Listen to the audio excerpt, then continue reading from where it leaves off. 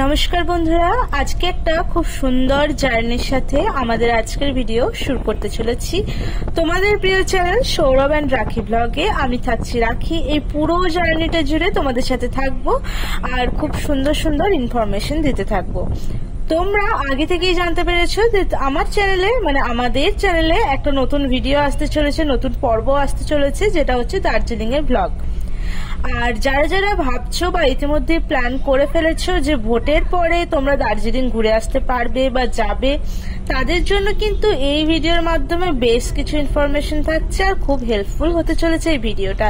তার জন্য পুরো ভিডিওটা স্কিপ না করে পুরোটা দেখতে হবে। চলো আমাদের সাথে থাকো। আমরা মোটামুটি জার্নিটা শুরু করেছিলাম ওই এপ্রিলের সেকেন্ড উইক করে, একেবারে রবিবারে, ছুটির দিন। ইয়েস, ছুটির দিন রাত্রেবেলা আমাদের ট্রেন ছিল দার্জিলিং মেল। তার জন্য আমরা পৌঁছে গিয়েছিলাম বর্ধমানে। প্রথমে আমাদের মন্তেশ্বর থেকে গাড়ি করে বর্ধমান পৌঁছে গেলাম।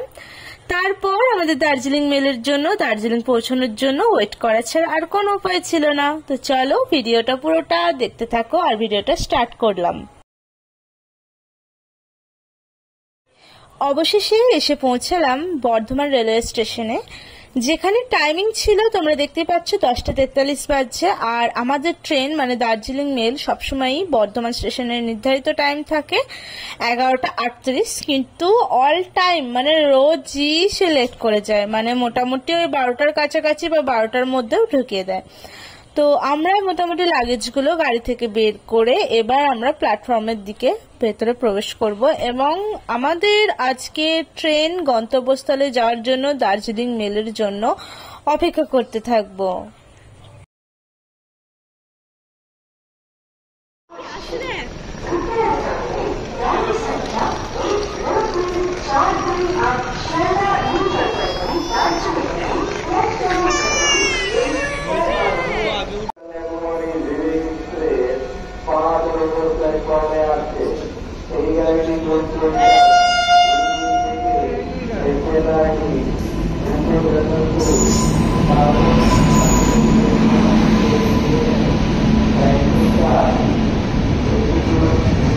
নির্ধারিত টাইমের থেকে বেশ খানিকটা লেটে পৌঁছেছিল আমাদের ট্রেন কালকে, গতকাল রাত্রে। তার জন্য আমরা কোনো রকম ভিডিও ট্রেনের মধ্যে বানাইনি, আর খুব টায়ার্ড হয়ে গিয়েছিলাম। টায়ার্ড হয়ে পড়ায় আমরা রাতারাতি শুয়ে পড়েছিলাম। সকালবেলায় যখন কোচগুলো পরিষ্কার করতে এসেছিল ঠিক সেই সময়ের ভিডিও তোমাদেরকে এখন দেখাচ্ছি। ট্রেনের বাথরুমের ভেতরের ভিডিওটা দেখাচ্ছি। পরিষ্কার করেছে বলে এতটা পরিষ্কার, কিন্তু পরিষ্কার না করা থাকলেও বেশ ভালোই মোটামুটি পরিষ্কার থাকে। আর আমাদের কোচ ছিল B6R ছিল, যেটা থার্ড এসি। আর কোচের ভেতরটা কিন্তু বেশ পরিষ্কার পরিচ্ছন্ন ছিল। আর আমাদের যেখানে জায়গা পড়েছিল সিট, সেখানে সিটের মধ্যে কিন্তু আমাদের বলে নয় সবাইকে দুটো করে চাদর দেওয়া থাকে, একটা বিছানায় পাতার জন্য, একটা নিজের গায়ে একটা কম্বল দেওয়া থাকে, সেই কম্বলের ওপর একটা সাদা চাদর বিছানোর জন্য দেওয়া থাকে, আর একটা করে বালিশ দেওয়া থাকে, আর একটা করে টাওয়াল দেওয়া থাকে। বেশ ভালোই পরিষ্কার পরিচ্ছন্ন কোচে। রাত্রেটা নিশ্চিন্তে ঘুমিয়ে সকালবেলায় ফ্রেশ ট্রেশ হয়ে ট্রেন থেকে নেমে পড়লাম। ট্রেন আমাদের কিন্তু নির্ধারিত টাইমের প্রায় আধা ঘন্টা আগে আমাদেরকে এনজেপি স্টেশনে নামিয়ে দিয়েছিল। তো আমরা নেমে রীতিমতো ওয়েট করেছিলাম আমাদের গাড়ির জন্য, আমাদের গাড়ি দাদার জন্য। তো এই যে এনজেপি স্টেশনে নেমে সামনের এই ট্রেনটা দেখছো, ট্রেনের যে স্ট্যাচুটার মতন করা আছে, এই জিনিসটা খুব ভালো লাগে। আর এই যে নিউ জলপাইগুড়ি স্টেশনের তোমাদেরকে দেখিয়ে দিলাম সামনেটা। আর নিউ জলপাইগুড়ি স্টেশন থেকে নেমে একটু সামান্য এগিয়ে গিয়ে ডান দিকে কিন্তু সেই বিখ্যাত রেস্টুরেন্টটা, একদম ট্রেনের স্টাইলের রেস্টুরেন্টটা। অবশ্যই এখানে খাওয়া দাওয়ার মতন সুযোগ আর সময় হয়ে ওঠেনি। আমরা সরাসরি চলে গিয়েছিলাম গাড়ি করে আমাদের গন্তব্যের দিকে। আর এই যে আকাশের ছোট্ট জিনিসটাকে ধরার চেষ্টা করেছিলাম, সামনেই বাগডোগরা এয়ারপোর্ট ছিল, সেখান থেকেই প্লেনটা যাওয়া আসা করছিল। তার জন্য আমি একটু ক্যাপচার করার চেষ্টা করলাম। আর বাঁ হাতে কিন্তু স্টেশনটা থেকে বেরিয়ে বাঁ হাতে কিন্তু এরকম গাড়ির লাইন পড়ে যাবে অসংখ্য। এই লাইনের কাছে এসে তোমরা গাড়ি রিজার্ভ করে নিতে পারো, গাড়ি ভাড়া নিয়ে নিতে পারো, এখান থেকে রিজার্ভেশনে পেয়ে যাবে। আর শেয়ার গাড়িও এখানে পেয়ে যাবে। ভাড়া মোটামুটি 4000-5000-এর মধ্যে ওঠানামা করে। আর শেয়ার গাড়িতে যতদূর আমি জানি 250 থেকে 300-র মধ্যে একজনে যাতায়াতের খরচ পড়ে। আমরা মোটামুটি গাড়িতে চেপে পড়লাম, লাগেজ ফাগেজ তুলে।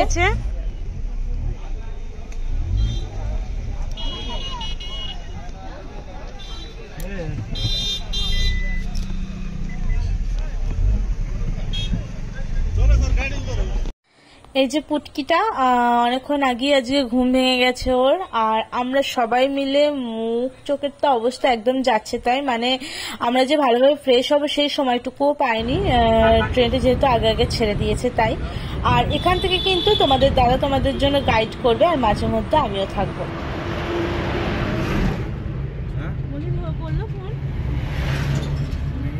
দাদা একটু দেখিয়ে দিই। मेरा नाम है करण। आपका नाम भैया बोल दिए। ठीक है भाई, भाई का जो घर किधर है भैया? घर दिन चिने।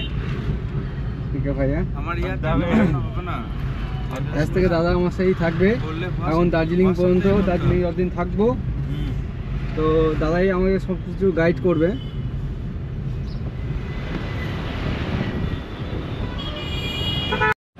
কার্শিয়াং আর মাত্র 45 কিলোমিটার। বোর্ডটা দেখে মনের মধ্যে বেশ আনন্দ হচ্ছিল, কারণ আমাদের গন্তব্যস্থলের কাছাকাছি আমরা চলে এসেছিলাম।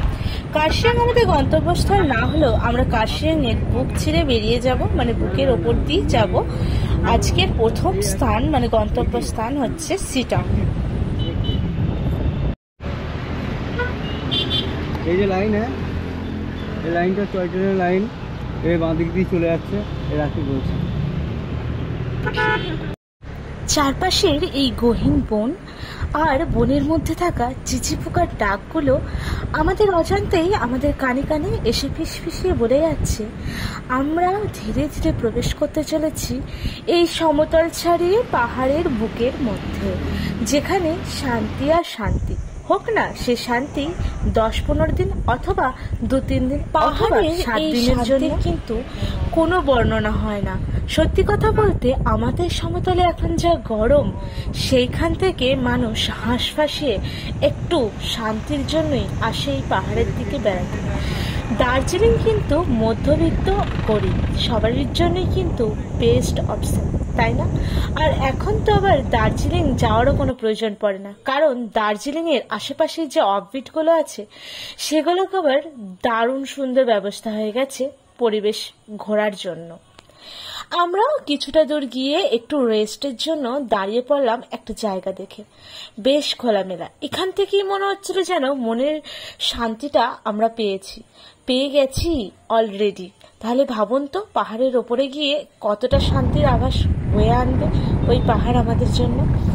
গাড়ি আবার ধীরে ধীরে এগিয়ে চলল মিলিটারি ক্যাম্পগুলো ছাড়িয়ে।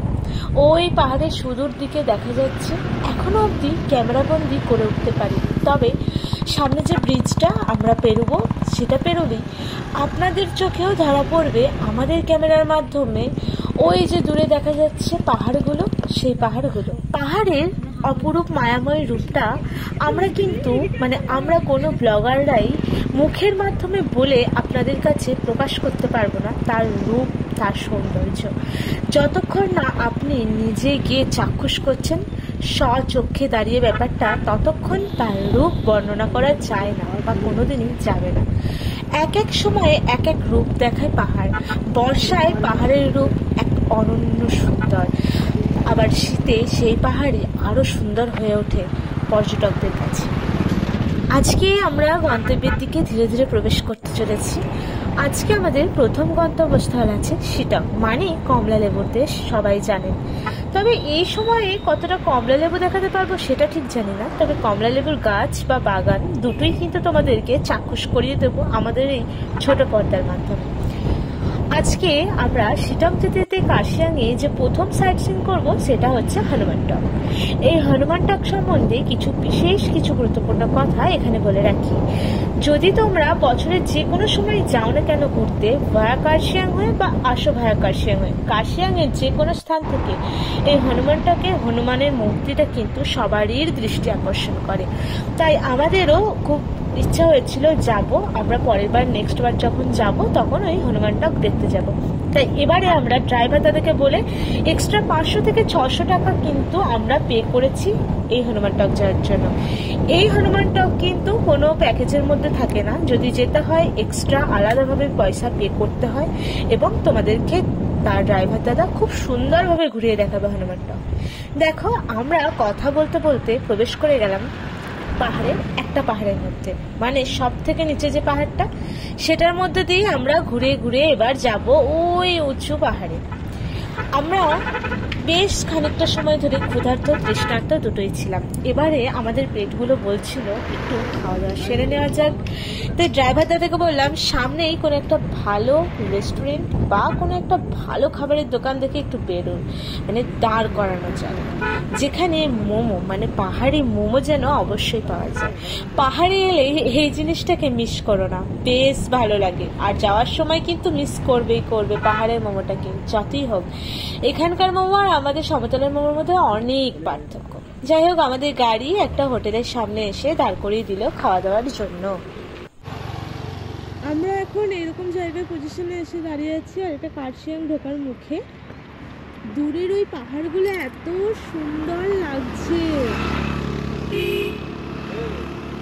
আর এই হলো খাবার দোকান, এখানে আমরা কিছু খাওয়া দাওয়া করবো, তারপর আবার এগিয়ে যাব আমাদের গন্তব্যের দিকে। আজকে আমরা যাব ফার্স্ট কোথায় যাবো, সিটাং। চলো। দিদি সত্যি ভালো লাগে না, বেকার লাগে।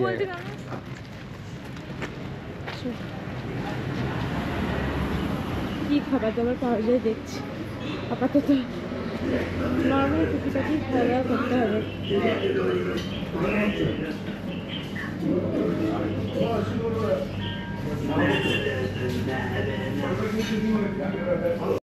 ভিতরে প্রবেশ করতে না করতে ইয়া বড় একটা মেনু কার্ড ধরে দিয়ে গেল। যাই হোক, মেনু কার্ড নিয়ে আমাদের দরকার নেই, খিদের সময় যাও কিছু একটা পেলেই হলো, তবে সেটা গরম গরম হতে হবে এই ঠান্ডার জায়গায়। ভাইয়ের জন্য প্রথমে এখানকার যে স্থানীয় পুরি আর তরকারি সেটা নিয়ে নিলাম, লুচি তরকারি যেটাকে বলে। তো তার সাথে একটা শাক ভাজার মতন দিয়েছিল, বেশ ভালোই লাগছিল খেতে। এখানকার পুরিগুলো একটু বড় সাইজের হয়। আর আমরা বাকি কটা নিয়েছিলাম মোমোটাও গরম গরম এসেছিল, আর মোমোটা কিন্তু বেশ খেতে ছিল। আর সত্যি কথা বলতে মোমোটা একটু বেশি অয়েলি ছিল, কিন্তু তাও আমরা খিদের সময় খেয়ে নিলাম। আর টেস্টটা কিন্তু দারুণ লাগছিল, জানি না খিদের সময় বলে নাকি এমনি টেস্ট এরকম। আর এখানে একটা কথা বলে রাখি, এখানে কিন্তু স্যুপ টুপ কোনো জায়গায় প্রোভাইড করে না, মানে পাহাড়ে মোমো খেতে গেলে এই চাটনি একটা সব জায়গায় দেয়, যেটা চাটনিটা ওদের নিজস্ব স্থানীয় হাতে তৈরি, আর স্যুপ টুপ প্রোভাইড করে না। তো খিদের মাথায় আমরা এই খেয়ে নিলাম। 8 পিস মোমো ছিল, বেশ বড় ছিল সাইজে, আর স্টাফিংটাও বেশ ভালো ছিল। আর এই মোটামুটি দাম ছিল, এইটার দাম নিয়েছিল 90 টাকা, 80 টাকা 90 টাকা এরকম সামথিং নিয়েছিল। ভেজ মোমো নিয়েছিলাম তার জন্য। আর এই হোটেল সম্বন্ধে বাকি কিছু আমার হাজবেন্ড তোমাদেরকে এবার বলে দিচ্ছে। হোটেলে খাবার দাবার ভালোই ছিল, কিন্তু যে মোমোটা খেলাম আমরা, মোমোটা তেলটা বেশ বেশি।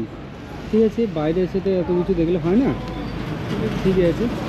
এমনি খাবার দাবার ভালো, পরিষ্কার পরিচ্ছন্ন, কোনো অসুবিধা নেই। যাক, তোমরা আসতে পারো, এখানে এসে খাওয়া দাওয়া করতেই পারো। ঠিক আছে, চলো আবার নেক্সট গিয়ে কোথাও দেখাচ্ছি।